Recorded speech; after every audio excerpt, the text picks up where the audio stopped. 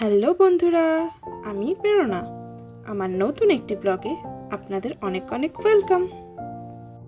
আজকে হলো মঙ্গলবার, আর টানা 3 দিন বৃষ্টি হওয়ার পরে দেখুন আজকে একটু রোদও উঠেছে। তাই আমিও আমার হানি লেমন ড্রিঙ্কটা নিয়ে একটু ছাদে চলে এসেছি, একটু রোদের সাথে হালকা হাওয়া খেতে, আর তার সাথে আমার এই সবুজ গাছগুলোকে উপভোগ করতে। আর চলুন আপনাদেরকেও মিট করাই আমাদের বাড়ির একজন মেম্বারের সাথে। দেখুন তো কে এসেছে আমার সাথে ছাদে আজকে। ও হলো জিমি, আমাদের বাড়ির সব থেকে আদুরে একটা মেম্বার।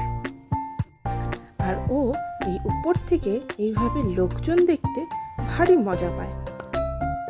এখনও ওর ফেভারিট স্পটে বসে আছে।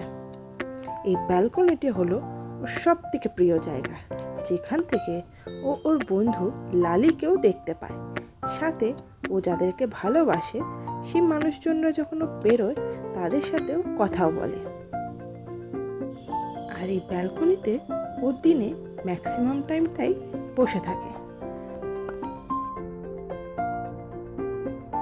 আজকে যেহেতু মঙ্গলবার, তাই প্রতি মঙ্গলবারই আমি জয় বজরংবলী হনুমানজির পুজো করে থাকি।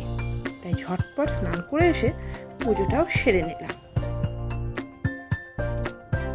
আর এই দেখুন ঝিমিও তার প্রিয় জায়গায় ব্যালকনিতে বসে আছে।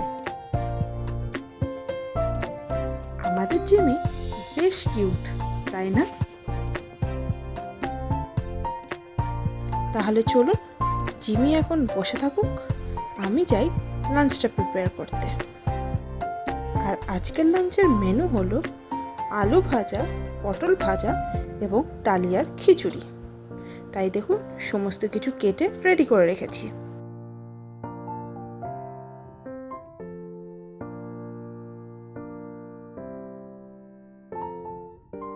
এবারে কড়াইয়ে তেল গরম করে নিয়ে আলু এবং পটল ভাজাটা ভেজে নেব।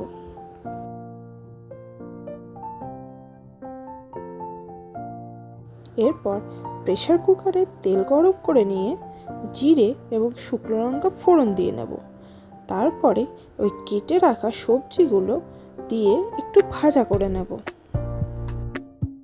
এইবার ভিজিয়ে রাখা মুগ ডাল এবং ডালিয়াটা অ্যাড করে দেব।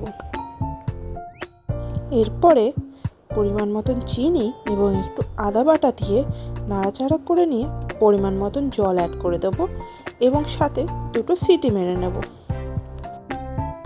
ব্যাস, তাহলেই আমাদের ডালিয়ার খিচুড়ি রেডি। এবারে চলুন ঝটপট একটু ঘি দিয়ে লাঞ্চটা সেরে ফেলি।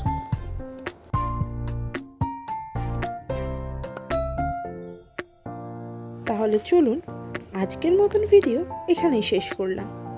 আর আমার ভিডিও যদি আপনাদের ভালো লেগে থাকে তাহলে do like, share and subscribe.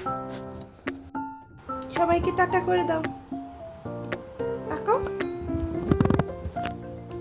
সবাইকে টাটা করে দাও তো, টাটা।